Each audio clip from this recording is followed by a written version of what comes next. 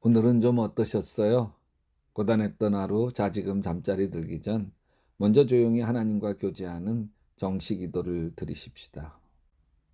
아주 의심 많은 제자가 도마죠. 예수님이 부활하신 것을 다른 제자들이 얘기하는데도 도마가 내가 그 손 못자국에 그 창 허리에 찔린 창 옆구리에 손을 넣어 보고 직접 확인해야 그래야 내가 믿겠다.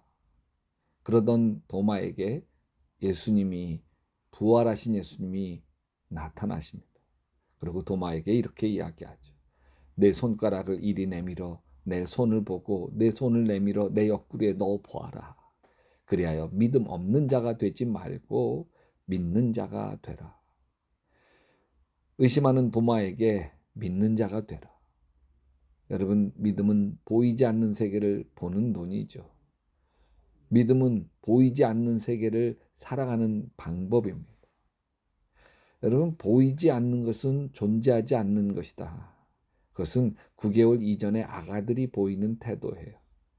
자, 아가들이 가지고 노는 장난감을 빼앗아서 수건 밑에 감추면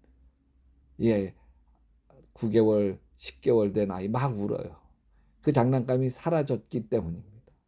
수건 밑에 볼록하게 표시나 있어도 눈에 보이지 않는 것은 존재하지 않는다고 생각해요. 그래서 우는 거죠.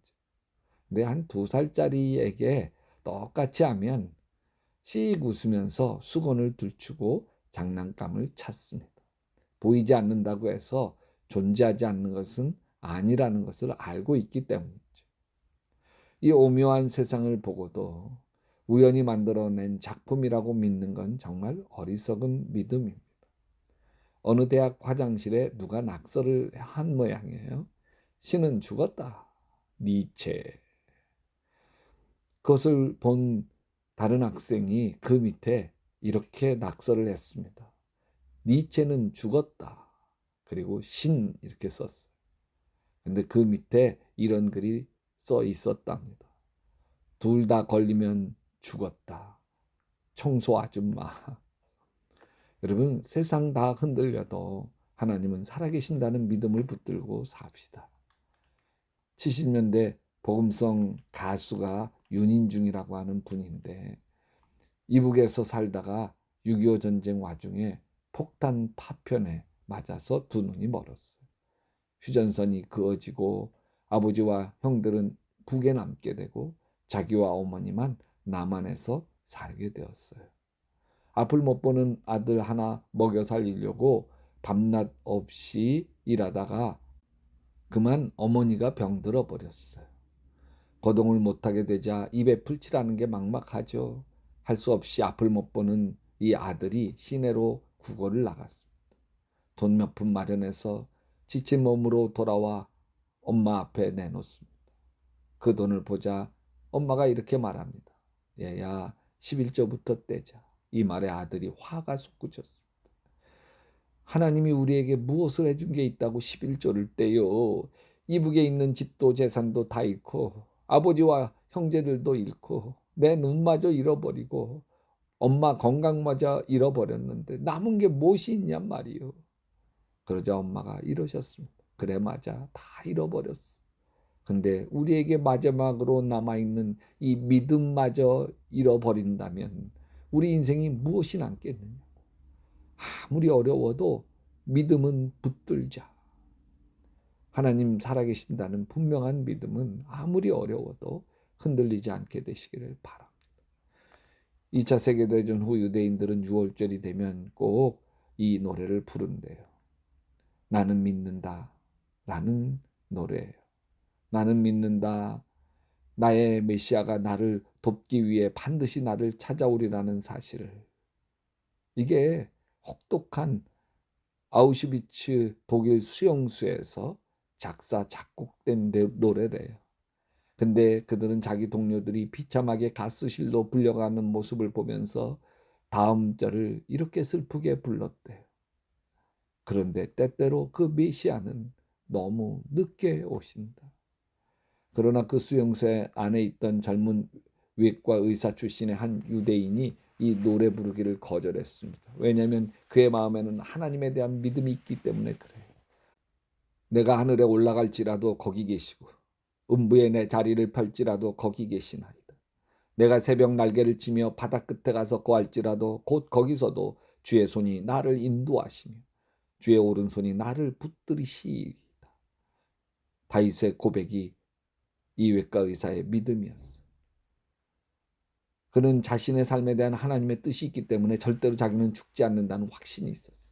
그래서 그는 수용소에 갇혀 죽을 수밖에 없고 언제 가스실로 불려갈지 모르는 상황 가운데서도 자신의 추한 모습을 다듬기 시작했어요.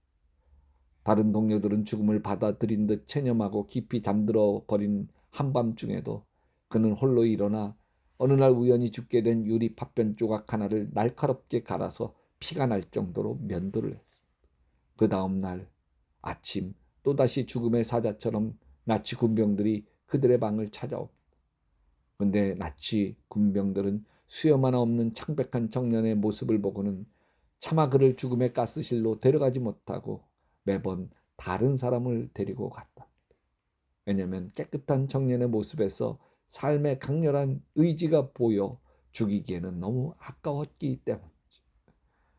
얼마 지나지 않아 전쟁이 끝나고 그는 적은 수의 생존자들 중에 하나가 되어 풀려나옵니다.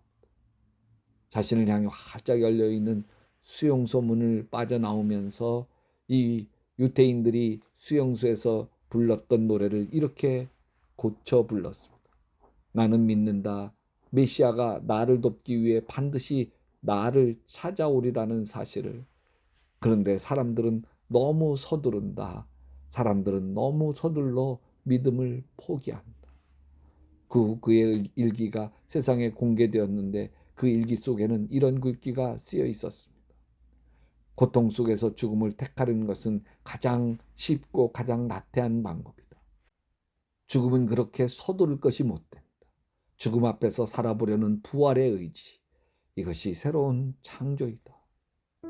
주님, 우리의 기도가 응답되지 않고 우리의 삶이 막혀 있을 때 쉽게 믿음을 저버리고 낙심의 세계로 빠져들어갑니다. 주님을 바라보게 도와주시옵소서. 이 고난이 변하여 축복이 되고 지금 울며 씨를 뿌리러 나가지만 기쁨으로 단을 거두게 하실 주님을 바라보며 믿음으로 이겨가게 도와주시옵소서. 예수님의 이름으로 기도합니다. 여러분도 계속 기도하시다 예수님 품에서 예수님 꿈꾸시기 바랍니다.